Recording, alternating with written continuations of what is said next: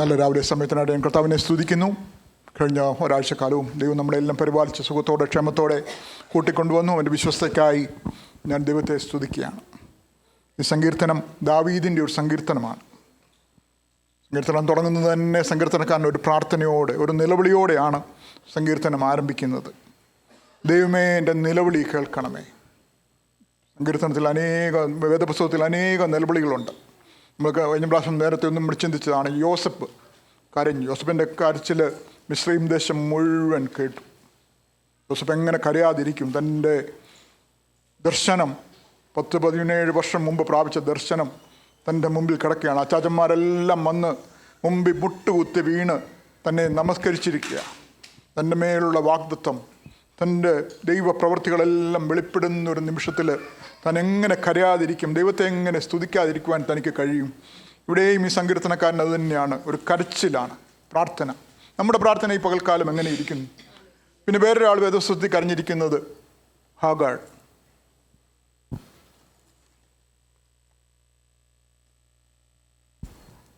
ഉൽപ്പത്തി പുസ്തകം 21-ാം അധ്യായത്തിൻ്റെ 17 മുതലുള്ള വാക്യങ്ങൾ നമ്മൾ വായിക്കുന്നത് ഹാഗാറും ഇസ്മയേലും കൂടെ മരുഭൂമിയിൽ കൂടെ പോകുമ്പോൾ വെള്ളം തീർന്നിട്ട് അതിൻ്റെ 17-ാമത്തെ വാക്യത്തിൽ ഇങ്ങനെ ഇരിക്കുന്നു: ആകാശത്തു നിന്ന് ദൂതൻ ഹാഗാറിനെ വിളിച്ചവളോട്, ഹാഗാരെ, നിനക്കെന്ത്? നീ ഭയപ്പെടേണ്ട. ബാലനിരിക്കുന്നിടത്ത് അവൻ്റെ നിലവിളി ദൈവം കേട്ടിരിക്കുന്നു. ആക്ച്വലി ഹാഗാറാണ് കരയുകയും പ്രാർത്ഥിക്കുകയും ചെയ്തത്. പക്ഷേ ദൈവദൂതൻ പറഞ്ഞത് ബാലൻ്റെ നിലവിളി ഞാൻ കേട്ടിരിക്കുന്നെന്നാണ്. അതിൻ്റെ ഫലമായിട്ട് ദൈവം ചെയ്തത്, ദൈവം അവളുടെ കണ്ണ് തുറന്നു. ദൈവം അവിടെ ഒരു കിണറൊന്നും കുഴിക്കാൻ പോയില്ല, വെള്ളം ഉണ്ടാക്കാനും പോയില്ല. പക്ഷേ അവളുടെ കണ്ണ് തുറന്ന് തൻ്റെ മുമ്പിലിരിക്കുന്ന വെള്ളത്തിനെ കാണിച്ചു കൊടുക്കുവാൻ ഇടയായി. നമ്മുടെയും പ്രാർത്ഥന പലപ്പോഴും കണ്ടില്ല. നമ്മൾ വീടിന് വേണ്ടിയൊക്കെ പ്രാർത്ഥിക്കും, കാറിന് വേണ്ടി പ്രാർത്ഥിക്കും, നമ്മൾ പല ആവശ്യങ്ങൾക്ക് വേണ്ടി നമ്മൾ പ്രാർത്ഥിക്കും. നമ്മൾ വിചാരിക്കുന്നത് നമ്മൾ പ്രാർത്ഥിച്ചു കഴിഞ്ഞ് ദൈവം ഇതൊക്കെ ഉണ്ടാക്കാൻ പോകുന്നതെന്നാണ് വിചാരിക്കുന്നത്. പക്ഷേ ഈ പകൽക്കാലം നമ്മൾ പ്രാർത്ഥിക്കേണ്ടത് നമ്മുടെ കണ്ണ് തുറക്കുവാൻ, ദൈവത്തെ കാണുവാൻ നമുക്കിടയാവണം. സങ്കീർത്തനക്കാരൻ്റെ പ്രാർത്ഥനയാണ്. അതിൽ പ്രാർത്ഥിക്കുന്നത്, എനിക്ക് അത്യുന്നതമായ പാറയിലേക്ക് എന്നെ നടത്തണമേ എന്നാണ് പ്രാർത്ഥിക്കുന്നത്. ദൈവത്തിൻ്റെ ഒരു മഹത്വം വെളിപ്പെട്ട സങ്കീർത്തനക്കാരൻ പ്രാർത്ഥിക്കുന്നത് തൻ്റെ വ്യക്തിപരമായ ആവശ്യങ്ങളെക്കാളെല്ലാം ഉപരി അത്യുന്നതമായ പാറയെങ്കിലേക്ക്, ദൈവത്തിങ്കിലേക്ക് നടത്തണമേ എന്നാണ് പ്രാർത്ഥിക്കുന്നത്. നമ്മൾ ഈ സങ്കീർത്തനങ്ങളിലെല്ലാം വായിച്ചാലും 91-ാം സങ്കീർത്തനത്തിൻ്റെ അവസാനത്തെ വാക്യം വായിക്കുന്നത് 16-ാമത്തെ വാക്യം: ദീർഘായുസ് കൊണ്ട് ഞാൻ അവനെ തെറ്റി വരുത്തും, എൻ്റെ രക്ഷയെ ഞാൻ അവനെ കാണിച്ചു കൊടുക്കും. ആർക്കാണ്? അതിൻ്റെ 1-ാം വാക്യം, 91-ാം സങ്കീർത്തനത്തിൻ്റെ 1-ാം വാക്യം പറയുന്നത്, അത്യുന്നതൻ്റെ മറവിൽ വസിക്കുകയും സർവശക്തൻ്റെ നിഴലിൻ കീഴിൽ പാർക്കുകയും ചെയ്യുന്നവൻ. നമ്മൾ ഹാനോക്കിനെ പറ്റിയൊക്കെ വായിക്കുന്നുണ്ട്. ഹാനോക്കിനെ പറ്റി വേദപുസ്തകത്തിൽ 2 വാക്യമേ ഉള്ളൂ. പഴയ നിയമത്തിൽ എഴുതിയിരിക്കുന്നത് ഹാനോക്കിൻ്റെ ആയുഷ്കാലം 365 സംവത്സരമാണെന്നും ഹാനോക്ക് ദൈവത്തോടുകൂടെ നടന്നു.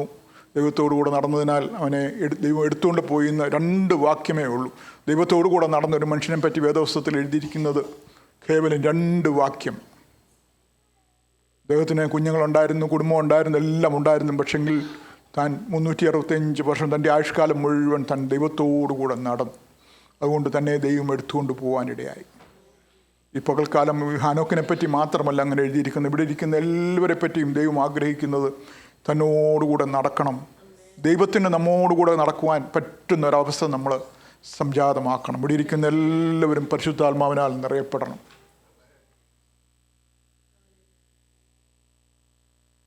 ദൈവത്തിൻ്റെ ആത്മാവ് നമുക്കിന്നുണ്ട്.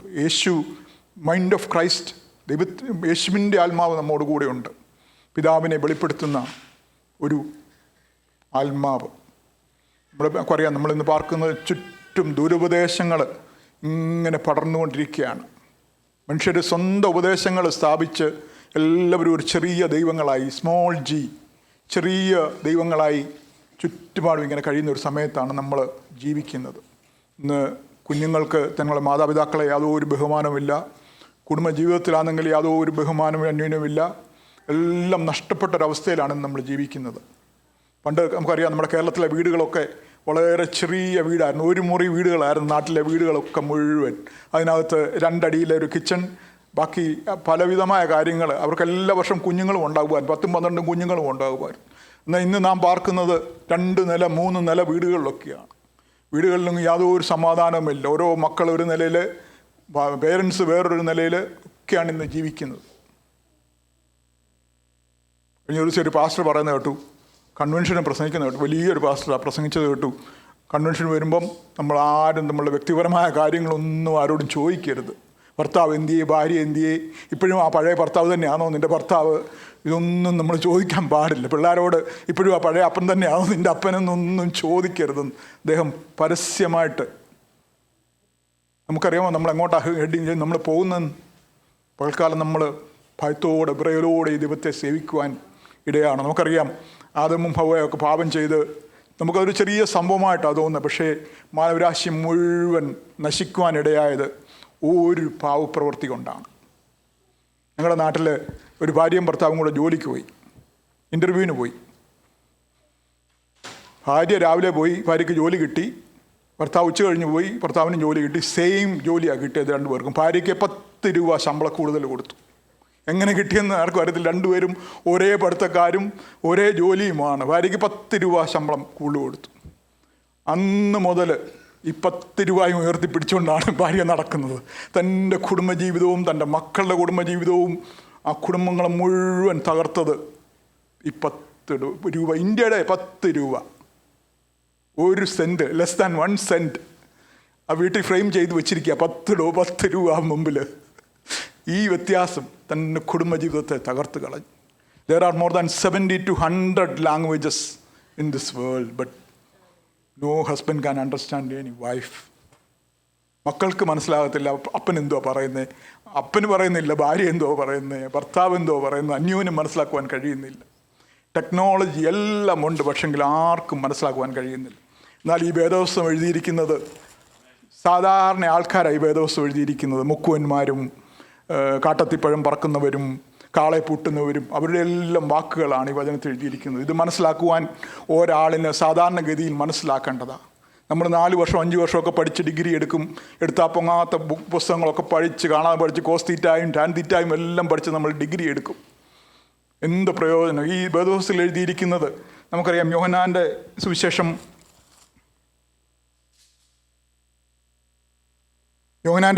20-ാം അധ്യായത്തിൻ്റെ അവസാനത്തെ 2 വാക്യങ്ങളിൽ എഴുതിയിരിക്കുന്നത്, ഈ പുസ്തകത്തിൽ എഴുതിയിരിക്കുന്നതല്ലാതെ മറ്റനേകം അടയാളങ്ങളും യേശു തൻ്റെ ശിഷ്യന്മാർ കാണുക ചെയ്തു. എന്നാൽ യേശു ദൈവപുത്രനായ ക്രിസ്തു എന്ന് നിങ്ങൾ വിശ്വസിക്കേണ്ടതിനും വിശ്വസിച്ചിട്ട് അവൻ്റെ നാമത്തിൽ നിങ്ങൾക്ക് നിത്യജീവൻ ഉണ്ടാകുവാനും ഇത് എഴുതിയിരിക്കുന്നു. ഈ പകൽക്കാലം നമുക്ക് ദൈവം തന്നിരിക്കുന്നത് നിത്യജീവൻ ഉണ്ടാകുവാനുള്ള നിത്യവചനങ്ങളെയാണ്. ഈ പകൽക്കാലം ഇത് ഗ്രഹിക്കുവാൻ നാം ഉത്സാഹിക്കുകയും വിശ്വാസം വർദ്ധിക്കുവാൻ നമ്മളെ ദൈവം സഹായിക്കുകയും ചെയ്യട്ടെ എന്ന് ഞാൻ പ്രാർത്ഥിക്കുക. വിശ്വാസം കൂടാതെ ആർക്കും ദൈവത്തെ കാണുവാനോ ദൈവത്തെ പ്രസാദിപ്പിക്കുവാനോ കഴിയത്തില്ല. ഹാനോക്ക് ദൈവത്തോടു കൂടെ നടന്നതുകൊണ്ട് ദൈവം അവനെ എടുക്കുവാനിടയായി. ഈ സങ്കീർത്തനക്കാരൻ്റെയും പ്രാർത്ഥന എഴുതുകയാണ്, അത്യുന്നതമായ പാറയിലേക്ക് എന്നെ നടത്തണമേ. 84-ാം സങ്കീർത്തനമൊക്കെ നമ്മൾ വായിക്കുമ്പം അവിടെ എഴുതിയിരിക്കുന്നത്, നിൻ്റെ ആലയത്തിൽ വസിക്കുന്നവർ ഭാഗ്യവാന്മാർ. എൻ്റെ 4-ാമത്തെ വാക്യം, അവർ നിന്നെ നിത്യം സ്തുതിച്ചുകൊണ്ടിരിക്കും. ബലം നിന്നിലുള്ള മനുഷ്യൻ ഭാഗ്യവാന്മാർ. ഇങ്ങനെയുള്ളവരുടെ മനസ്സിൽ സിയോനിലേക്കുള്ള പെരുവഴികൾ ഉണ്ട്.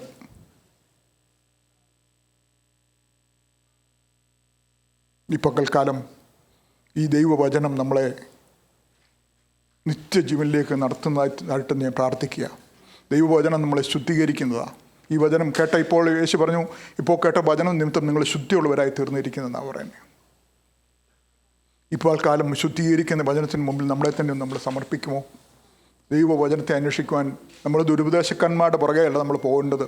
നമ്മൾ ദൈവവചനത്തിൽ എന്ത് എഴുതിയിരിക്കുന്നു അത് നമ്മളെ നയിക്കുമാറാകണം. ദുരുപദേശങ്ങൾ സ്ഥാപിച്ച് അനേക സഭകൾ സ്ഥാപിച്ച് അതിൻ്റെയൊക്കെ പിൻഗാമികൾ തന്നെയാണ് നമ്മളും. പക്ഷേ ഈ പകൽക്കാലം നമുക്കൊരു മടങ്ങി വരവ് ദൈവവചനത്തിലേക്ക്. അവരൊക്കെ സ്വന്തം സഭകൾ സ്ഥാപിച്ച്, എൻ്റെ സഭയിൽ വരണമെങ്കിൽ ഇന്നതിനൊക്കെ ചെയ്യണമെന്ന് പറഞ്ഞത് സ്വന്തം സഭകൾ സ്ഥാപിച്ചിട്ടാണ് അത് പറഞ്ഞത്. യേശു പറഞ്ഞു, ഞാൻ എൻ്റെ സഭയെ പണിയും, പാതാള ഗോപുരങ്ങൾ അതിനെ ജയിക്കത്തില്ല. എന്നിൽ വിശ്വസിക്കുന്നതിൻ്റെ ഉള്ളിൽ നിന്ന് തിരുവെഴുത്ത് പറയുന്നത് പോലെ ജീവജല നദികൾ പുറപ്പെടും. ദൈവവചനത്തിൽ നമ്മുടെ മുമ്പിൽ കർത്തൃമേശയൊക്കെ ഉണ്ട്. അതൊക്കെ നമ്മുടെ വിശ്വാസത്തെയൊക്കെ ഉയർത്തിപ്പിടിക്കുന്നതാണ്. നമ്മൾ മുമ്പേ വായിച്ച വാക്യങ്ങളൊക്കെ പറയുന്നത് യേശു ദൈവോത്തമെന്ന് വിശ്വസിക്കുവാൻ ദൈവവചനത്തിൻ്റെ ആവശ്യം നമുക്ക് ഈ പകൽക്കാലമുണ്ട്. അതിനായിട്ട് ദൈവം നമ്മളെ സഹായിക്കട്ടെ എന്ന് ഞാൻ പ്രാർത്ഥിക്കുകയാണ്. ഒരാൾ പ്രാർത്ഥിച്ചു, I asked for strength but God gave me difficulties to make me strength. ഇതാണ് ദൈവത്തിൻ്റെ പ്രവൃത്തി. നമുക്കറിയാം, ഇന്നലെ നമ്മൾ രാത്രി യോസഫിനെ പറ്റിയൊക്കെ കേട്ടു. യോസഫ് ദർശനം പ്രാപിച്ച ഒരു വിധത്തിൽ നമ്മൾ വിചാരിക്കുന്നത് നേരെ പോയി കൊട്ടാരത്തിൽ ഇരിക്കുമെന്നാണ്. പക്ഷേ കഴിഞ്ഞ 17 വർഷത്തോളം താൻ പോയ വഴികൾ തന്നെ ട്രെയിൻ ചെയ്തെടുക്കുമായിരുന്നു. ഒരു നല്ല ഭരണാധികാരിയായി, ഒരു രാജാവായി, ദൈവത്തിന് കൊള്ളാവുന്നവനാക്കി തീർക്കുമായിരുന്നു. തൻ്റെ കുടുംബത്തിൻ്റെ രക്ഷയ്ക്കായിട്ട് ദൈവം തീർക്കുമായിരുന്നു. പിന്നെ അടുത്തൊരു വാക്യം പറയുന്നത്, I asked for wisdom but God gave me problems to solve. നമ്മളെ ശക്തീകരിക്കുന്ന നമ്മുടെ പ്രശ്നങ്ങളിൽ നമ്മോട് കൂടെ ഇരിക്കുന്ന ഒരു ദൈവത്തെയാണ് നാം കാണുന്നത്. പ്രോബ്ലങ്ങൾ സോൾവ് ചെയ്യുന്നതോടുകൂടി നമ്മൾ ശക്തരായി മാറണം. ഈ പകൽക്കാലം കഷ്ടതയിൽ കൂടെ ഇരിക്കുന്ന ഒരു ദൈവമെന്നാണ് നമ്മുടെ സങ്കീർത്തനങ്ങൾ 46:1 വായിക്കുന്നത്. കഷ്ടങ്ങളിൽ അവൻ ഏറ്റവും അടുത്ത തുണയായിരിക്കും. നമ്മൾ കഷ്ടത മാറിയിട്ട് നമ്മൾ ദൈവത്തിൻ്റെ മുഖങ്ങളിലേക്ക് ലുക്ക് അവേ ടു ജീസസ്. ഈ പകൽക്കാലം അത് നമുക്ക് സാധിക്കുവാൻ കഴിയുമോ? പിന്നെ അടുത്തൊരു വാക്യം പറയുന്നത്, I asked for courage but God gave me dangers to overcome. നമ്മുടെ ജീവിതത്തിൻ്റെ എക്സ്പീരിയൻസുകൾ, നമ്മൾ കടന്നു പോകുന്ന നിമിഷങ്ങളെല്ലാം നമ്മളെ ഈ അത്യുന്നതമായ പാറയിലേക്ക് നമ്മെ ദൈവം നടത്തിക്കൊണ്ടിരിക്കുക. അതിനെ മനസ്സിലാക്കുവാൻ നമുക്കറിയാം, ചെങ്കടൽ കടന്ന മിരിയാം കപ്പും ഒക്കെ എടുത്ത് ദൈവത്തെ ആരാധിക്കാൻ തുടങ്ങി. എല്ലാവരും തുള്ളിച്ചാടി നൃത്തം ചെയ്ത്, oh what a mighty God we serve എന്ന് പറഞ്ഞ് ആരാധിക്കാൻ തുടങ്ങി. എന്നാൽ അവിടെ എഴുതിയിരിക്കുന്നതിൻ്റെ പുറപ്പാട് പുസ്തകം 15-ാം അധ്യായത്തിൻ്റെ അവസാന ഭാഗങ്ങൾ എഴുതിയിരിക്കുന്നത്, 3 ദിവസം കഴിഞ്ഞപ്പോൾ അവരുടെ കയ്യിലെ വെള്ളം തീർന്നുപോയി. അപ്പോൾ വാട്ട് എ മൈറ്റി ഗോഡ് എന്നുള്ളത് വാട്ട് എ ഗോഡ് എന്നായിപ്പോയി. ഈ ദൈവത്തിന് കഴിയുമോ എന്നുള്ള ദൈവത്തെ പറ്റി പെറുപിറുക്കുവാനും മോശയോട് പെറുപിറുക്കുവാനും എല്ലാം തുടങ്ങി. നമ്മുടെ ജീവിതവുമായിട്ട് ഇത് കമ്പയർ ചെയ്യുവാൻ കഴിയും. നമ്മുടെ പ്രാർത്ഥനയൊക്കെ ഈ പകൽക്കാലം എങ്ങനെയായിരിക്കും? ദൈവത്തെ സ്തുതിക്കുവാൻ, ദൈവം ചെയ്ത നന്മകളെ, ദൈവം നമ്മളെ പരിപാലിക്കുന്ന വിധങ്ങളെ ഓർത്തി പകൽക്കാലം ദൈവത്തെ സ്തുതിക്കുവാൻ നമ്മൾ കഴിയുമോ? പിന്നീട് ഒന്ന് പറയുന്നത്, I asked for love God gave me troubled people to help. ഇങ്ങനെയാണ് ദൈവം നമ്മളെ നടത്തുന്നത്. ദൈവം നമ്മുടെ പ്രാർത്ഥനയ്ക്ക് ഉത്തരം നൽകുന്ന ദൈവം. പക്ഷേ ഉത്തരം നൽകുന്നത് നമ്മൾ പലപ്പോഴും തിരിച്ചറിയുവാൻ നമുക്ക് കഴിയാതെയായി പോയിട്ടുണ്ട്. പൗലോസ് പറയുന്നത്, നിങ്ങളുടെ ഹൃദയദൃഷ്ടി പ്രകാശിച്ചിട്ട് നാം ഈ ദൈവത്തെ കണ്ടെത്തണം.